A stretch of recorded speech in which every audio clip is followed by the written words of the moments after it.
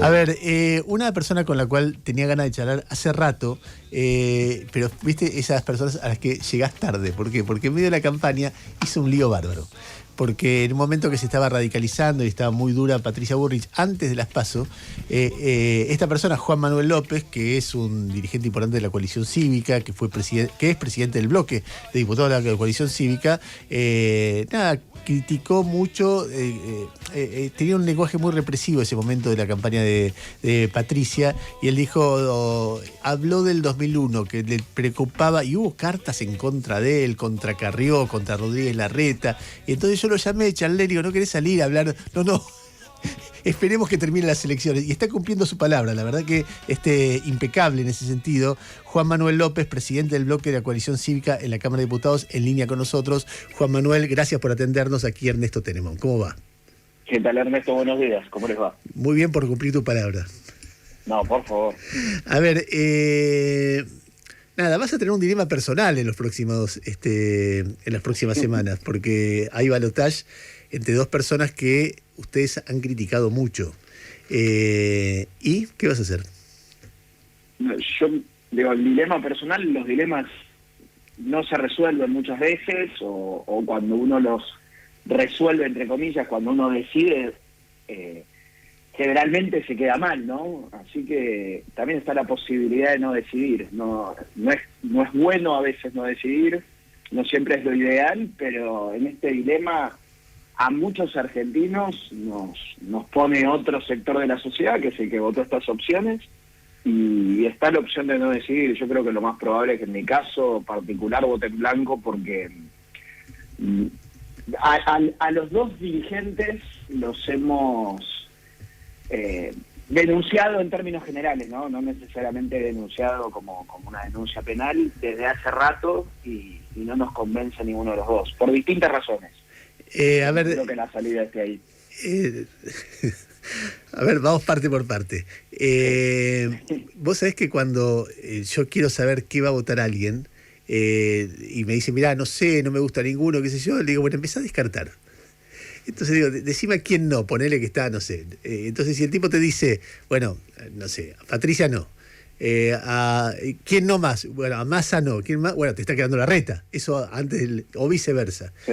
De las tres opciones, ¿cuál es la primera que descartás? Aunque la otra no te guste, y vos decís, bueno, termino el voto en blanco, ¿cuál es la primera que descartás? Es que realmente es una situación muy difícil, no sé si es la primera que descartaría. Yo nunca me imaginé votando a Sergio Massa, incluso antes de que sea candidato a presidente, porque en su momento le seguimos su carrera, cuando por ahí aspectos de su carrera política había otros políticos que no se lo seguían. Nos involucramos mucho en un caso muy particular que no se le daba el caso de una atención, que era el caso Novo, que es un fiscal de crimen complejo, de delitos complejos, en la zona donde él era, en el departamento judicial de San Isidro, donde él era uno de los intendentes en Tigre, y seguimos ese caso siempre con el fiscal Escapolán, que siguió después, y después distintos aspectos. Es el caso, nosotros entrevistamos acá a Sandra Arroyo Salgado, que dio muchos detalles sobre ese caso, ¿no?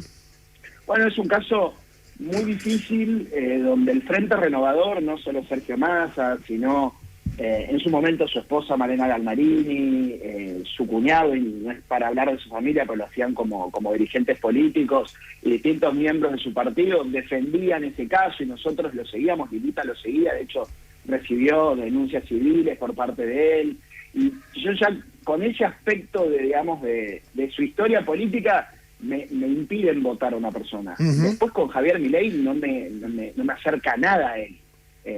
Que sea un político nuevo, que sea alguien que no tiene pasado, que por ahí podría ser una opción para alguien que dice, bueno, a ver, que venga lo distinto, el que nunca tuvo la oportunidad, tampoco, porque sus ideas no me parecen buenas, como en algún momento decía gente de Juntos por el Cambio, porque creo que directamente la mayor parte de sus ideas son malas, por su carácter, no por lo raro que es, sino por la forma en la que él Bueno, vos has dicho, interactúa con los demás, ¿no? vos has dicho, yo me imagino una presidencia de Milei como la segunda temporada de El Reino. Literalmente. Y cuando vi el otro día el cierre de campaña, pensé, casi que me estoy quedando corto. Yo no sé si vieron esa serie, tiene 2 temporadas, la segunda temporada, quien es el protagonista ya es presidente electo, y la estética, la forma en la que se mueve, un personaje muy delirante, que como en esa ficción llega a gobernar la Argentina, bueno, es muy parecido estéticamente a lo que hace Javier Milei. No es en esa oportunidad usé series para graficar, para simplificar, eso no siempre es una buena idea, ¿no? Que puede traer... No, bueno, pero eso es... O sea, a ver, déjame de ponerlo en mis palabras, que son palabras de un periodista medio irresponsable y no de un político, pero lo que yo leo es, me están obligando a elegir entre un delirante y un corrupto. Bueno, sí, entre otras cosas, sí. Sí, en 2 personas además que no creo que respeten ciertos valores que para mí la Argentina necesita recuperar. Que son cosas muy abstractas para el resto de la sociedad, pero es vivir en una democracia plena, con un poder que esté dividido en distintas ramas, como siempre hemos pensado en nuestro partido, en la coalición cívica, que la república, que el poder esté dividido, es un valor en sí mismo. Ahora, que nadie López, abuse de ese poder, que López, se respeten los derechos de todos. perdón, buen día, perdón que lo interrumpa, Gustavo Gravia lo saluda. ¿Qué tal, Gustavo? Bien, ahora, ¿por qué, si tratando de seguir su hilo, por qué supuestamente hay que elegir entre un delirante y un corrupto, o la sociedad argentina decide, según ustedes, que hay que elegir entre un delirante y un corrupto? ¿Qué es lo que pasó hacia adentro para, de pasar de ser gobierno, tener 41% de los votos en 2019 a tener 25% ahora? Yo no tengo esa respuesta.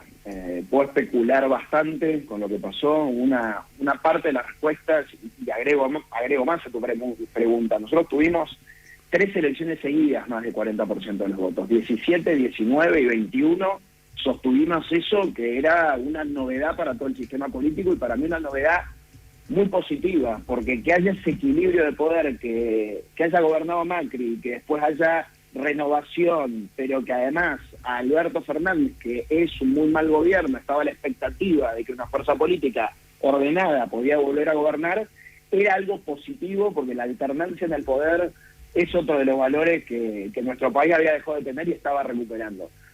Bueno, la interna es parte de lo que decimos todos que nos hizo daño, y es probable.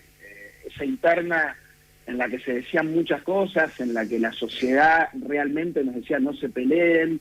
A mí en la oportunidad que critiqué a Patricia, la verdad que gente por ahí que lo decía mal, pero gente que muy angustiada nos decía por qué se pelean, por qué se critican cuando todo está tan mal. Creo que eso evidentemente nos hizo mal. Después, los candidatos pareciera que no pudieron interpretar a la sociedad, o la sociedad quería escuchar otra cosa. Tanto Patricia Bullrich como Horacio no hicieron buenas elecciones, y parte será la campaña de ambos, parte será que no eran los candidatos adecuados para el momento, más allá de que son personas que con mucha trayectoria política, que creo que estaban preparados para ser presidentes, pero en algo nos equivocamos. Y después creo que no mostramos a Juntos por el Cambio como el equipo humilde y unido que tenía que sobre todo mostrar que había aprendido de la experiencia de Mauricio Macri y proyectar para adelante una esperanza. Nos costó explicarle a la sociedad a dónde queríamos llegar. Yo creo que no, Juan Manuel, lo pudimos hacer. Déjame volver al tema de las opciones. Lo que pasa es que a mí me hace pensar mucho lo que vos decís. Por ejemplo, a ver, una cosa que me pensaba mientras te escuchaba es que tiene que haber una cobertura y un debate muy fuerte, ahora más fuerte que nunca, sobre qué pasó en San Isidro con el caso Escapolán y el caso Novo, porque es un tema de discusión y de discusión fuerte, porque bueno, el periodismo debe discutir fuerte a los presidenciables, y así debe ser ahora más que nunca. Ahora, dicho esto, yo ayer decía, y lo levantó La Nación y con todo el derecho del mundo, decía, yo tengo conciencia de quién es Massa, de todas sus idas, vueltas, esa cosa medio falluta que tiene, la idea donde la plata sirve como un elemento de construcción política de una manera muy presente, vínculos con empresarios, etcétera, etcétera, etcétera. Lo que me pasa a mí es que Massa es un dirigente que puede haber en muchas democracias del mundo. En cambio, Milei es otra cosa. Y entonces, no porque él sea antidemocrático, pero por la lógica del gobierno de Milei, puede terminar en una situación muy delicada para la democracia. No digo que la de Massa no, pero me resultaría más extraño. Entonces, dadas las opciones, eso no es que me inclina a votar a Massa, sino que me inclina a desear que Milei no gana, y por lo tanto termino votando a Massa. Eso me pasa a mí. Entiendo que a otro le pase a otro, y entiendo que el dilema es muy profundo. Pero recuerdo que cuando fue el balotaje del 2003, teniendo las mismas objeciones hacia Kirchner que vos hoy tenés hacia Massa, Carrió dijo, lo voto a Kirchner con beneficio de inventario porque conozco su declaración jurada. ¿Por qué ahora la mirada es distinta? Sí, me acuerdo perfecto, con reserva moral, creo que era la... O algo así, la con frase reserva de Carrió. moral, exacto. Y al día siguiente que asumió Kirchner, empezó a marcar el territorio. A marcarle la cancha. Exactamente, Sí, exactamente. y de hecho, desde enseguida se puso a investigar más a Kirchner, a conocer más quién era esa persona que venía medio sin pasado, a pesar de que tenía pasado, pero bueno, el pasado que se mostraba de Santa Cruz en la Argentina no era todo lo que teníamos que conocer. Uh-huh. Yo creo que a Massa ya lo conocemos bastante. O puede ser este caso que les comentaba, que nosotros seguimos de cerca, pero su forma de ejercer el poder, su forma de relacionarse con los otros actores de poder, ya sea el Congreso, ya sea la justicia, ya sea los empresarios, tampoco es algo que deseamos para la Argentina. La forma corporativa en la que se mueve. O sea, vos no ves un mal menor entre los dos. No, porque yo no puedo pensar, yo entiendo tu pregunta y entiendo tu conclusión. Massa pareciera dar gobernabilidad, Milei pareciera ser solo inestabilidad, digamos. Es como un territorio desconocido que nos puede dar miedo. A mí me dan miedo las dos opciones. ¿Y por qué voto en blanco en particular? ¿Y por qué, digamos, lo decimos sin tener cuidados? Muchas veces decir que uno vota en blanco, algunos creen que es algo por ahí que no está dentro de las opciones democráticas. Bueno, justamente porque tenemos responsabilidad futuro. Yo voy a seguir Juan Manuel, en 3 o 2 años más y tengo que controlar al presidente que me toque. ¿Y todos Juntos por el Cambio tiene esa posición? No lo sé. En la coalición cívica, sí, la mayor parte lo veníamos hablando hace unos días y uno lo charla al principio informalmente cuando especula cuáles pueden ser los escenarios y la mayor parte de nosotros no votaría ninguno de los dos. Pero Juan Manuel, perdón. He escuchado todo, digamos. Pero Juan Manuel, perdón, yo estoy bastante decepcionado con toda la política argentina, pero más allá de eso, digo, tan diferente es a Macri. Digo, Macri les hizo poner, y nadie de la coalición cívica en su momento, sí, abrieron la voz, pero no rompieron. Les hizo poner a los familiares adentro de la ley de blanqueo. Después espió a diestra y siniestra y consiguió un fallo en Comodoro Pi diciendo que no había una organización desde el Estado, sino que eran cuentapropistas. La única persona que se profugó en el último tiempo de la justicia argentina es una persona que era importante dentro del esquema legal que hubo en todo el gobierno de Cambiemos. Y puedo seguir con las causas de los peajes, con varias más. Digo, ¿tan diferente es lo que apoyaron en su momento a lo que es Massa hoy? Sí, yo creo que sí. Yo creo que el gobierno de Macri, con esas salvedades que vos hacés... Salvedades un poco grandes.